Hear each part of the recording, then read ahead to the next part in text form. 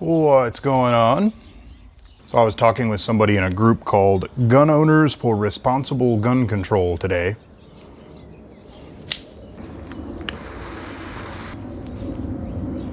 And I was poking around through it and yeah. So I replied to them because they were talking to somebody else and they said, we do not advocate a ban. But then in the next breath, they said there is wisdom, however, in reclassifying them, referring to assault rifles. And I replied saying, being for more regulation is advocating for a ban. The only difference is scale. Ban is everyone. More regulation is just some people. Most people. A lot of people. Whatever. They're both a ban. And their first reply, of course, is, why is this even an issue for you? Are you afraid you wouldn't meet the requirements? Which has nothing to do with it in any way, shape, or form. And I posted a meme in response to that, along with another reply. Not only do I think more regulation and more laws won't change anything, because, you know, why don't we just make murder illegal? Oh, wait, we did. But the more you regulate something, the more difficult you make it for everyone to do it. Not just the people that can do it legally or illegally.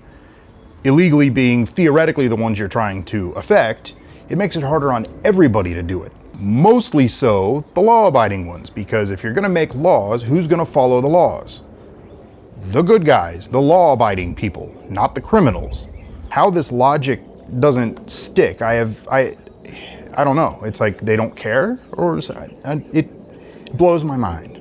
But I digress. I started poking around their page a little bit. I actually took a screenshot of that whole conversation. I'll put it up on the screen right now for a second so you guys can check it out if you want. Pause the video if you want to read it.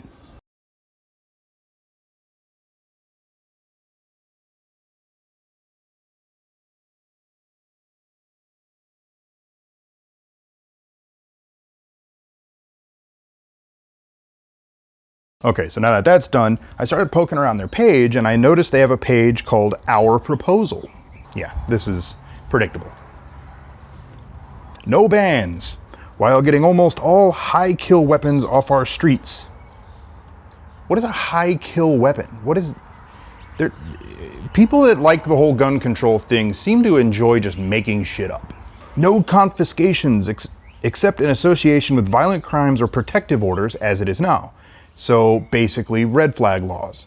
Red flag laws disgust me because it completely takes out due process. Basically, if somebody doesn't like you or for whatever reason, they can go to a judge and say, yeah, he shouldn't have guns. And then cops show up at your door like, hey, give me your guns.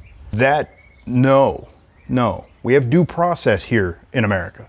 That's a thing, and it's a thing for a reason. But yeah, basically, it sounds like they're kind of advocating for red flag laws.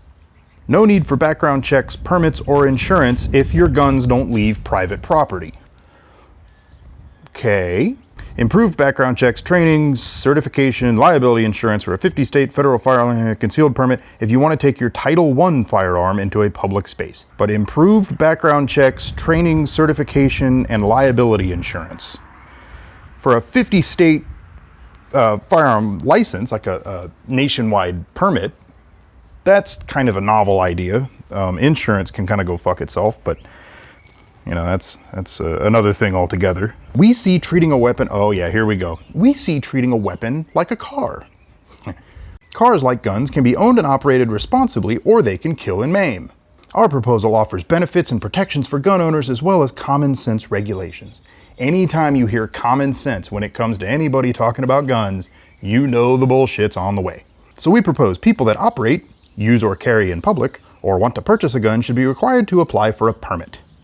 Take a written exam, pass a, what is the difference between 2 and 3? 2 is take a written exam that would make the person aware of local liability laws, safe operating procedures, no gun zones, and a situational quiz on shoot, don't shoot. Okay. Pass a proficiency and safety exam, I'm sorry. At a shooting range, you should be able to hit a target. Okay, so you can kind of mush 2 and 3 together. The issue that I have with the good old treat them like cars argument is very simple. Cars aren't a right. The right to bear arms is. So yeah, there's that.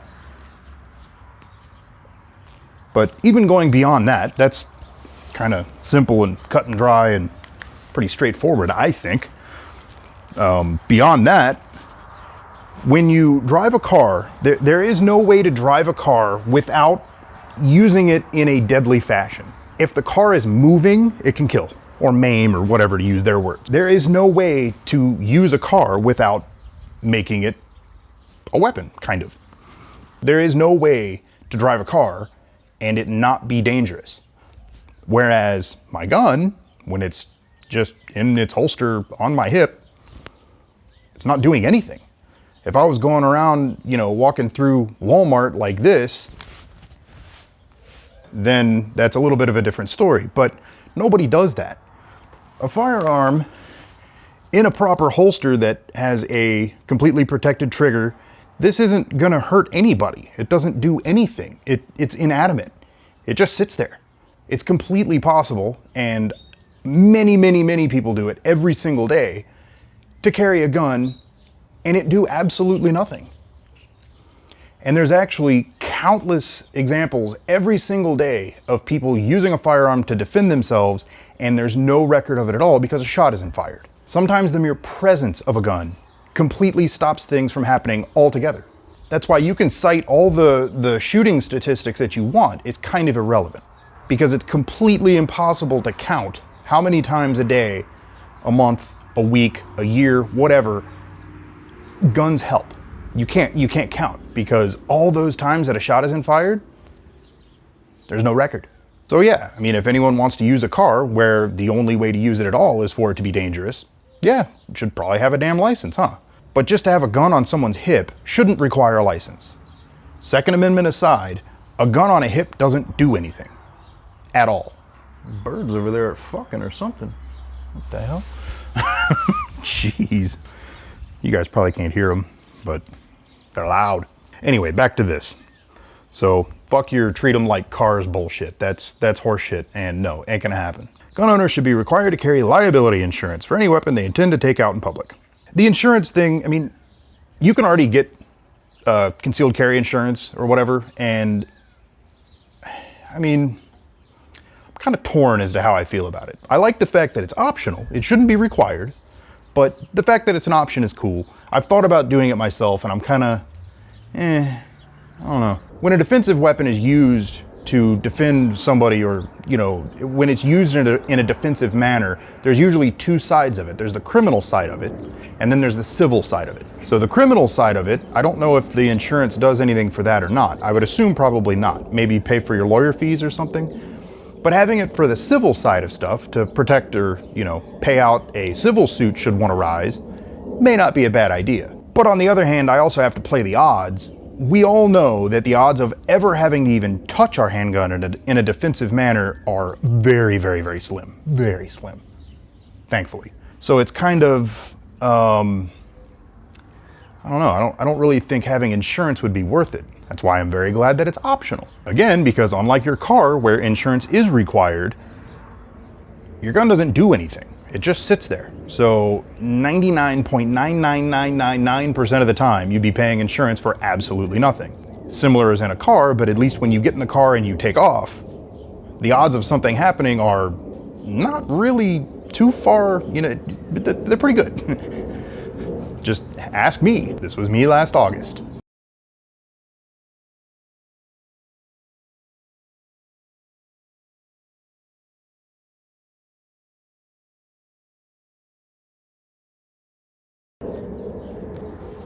Wasn't my fault. Someone pulled out in front of me. Couldn't do anything about it. So, insurance. Makes sense in cars. Not so much on an inanimate object that'll probably never do anything to anyone, ever. Your gun taken into public may be subject to a safety inspection by a law enforcement officer if there is some indication that it may be old, modified, or unsafe. Them being able to stop you just because they think your gun is old? Maybe? No, that's not okay. That's actually pretty damn absurd. And then he says, if you have a car sitting in your driveway that may not be legally registered or insured, in most municipalities, no one will give you a ticket and certainly not confiscate your car as long as it doesn't leave your house.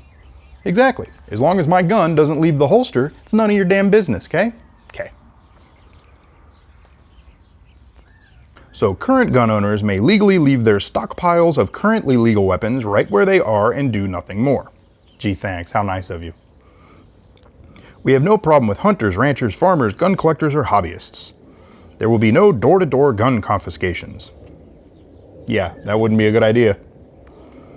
But the minute someone wants to pocket a snubby or sling an AR over their shoulder in public, concealed or open carry, they subject themselves to a probable cause police search and validation of the weapon's registration and insurance. Wrong.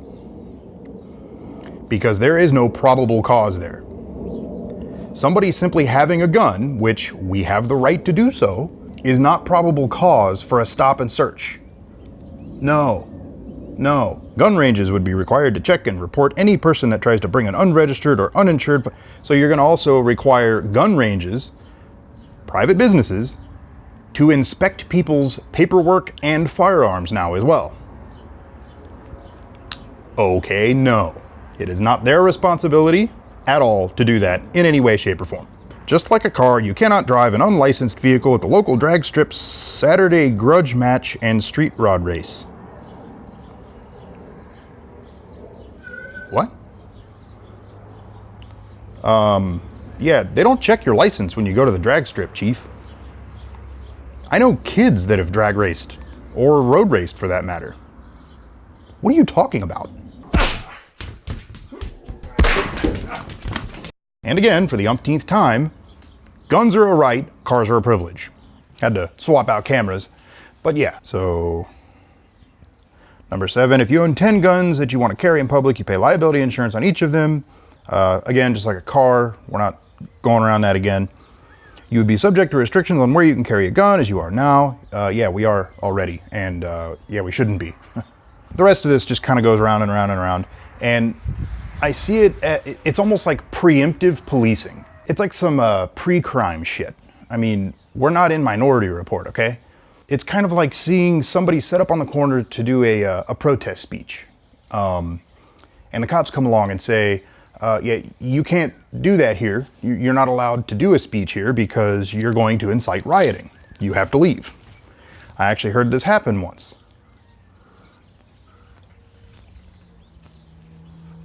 So basically what's happening there is the cops are saying, other people may break the law, so you can't exercise your rights. If you don't see how awful that is, there is no helping you. It's the same kind of thing here. Because you think people are gonna do bad things with guns, all the rest of us are gonna get punished. That's not okay. Not okay at all. I am not all right with that at all. And during the course of the conversation with the guy, he kind of insinuates that I'm like wanting to be violent or something. How did he word it? I don't remember. I assume it's a guy. I don't know who the hell it is. Probably a girl. Where is it?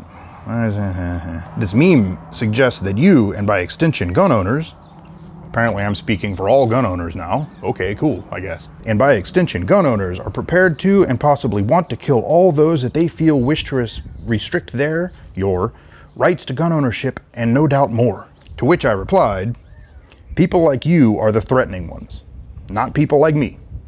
We are simply defending our rights. People like you are the ones on the attack. And will we fight for our rights? Absolutely. Do any of us want violence? Absolutely not.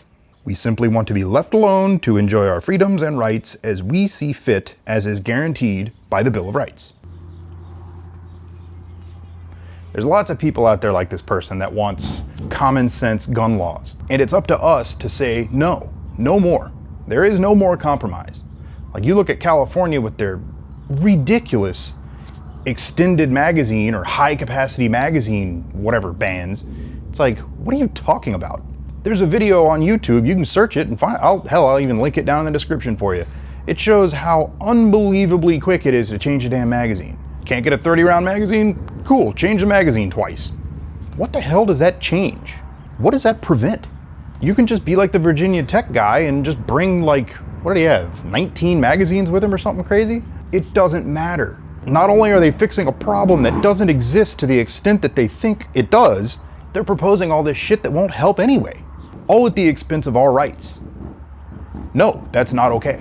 It's not. And it has to stop.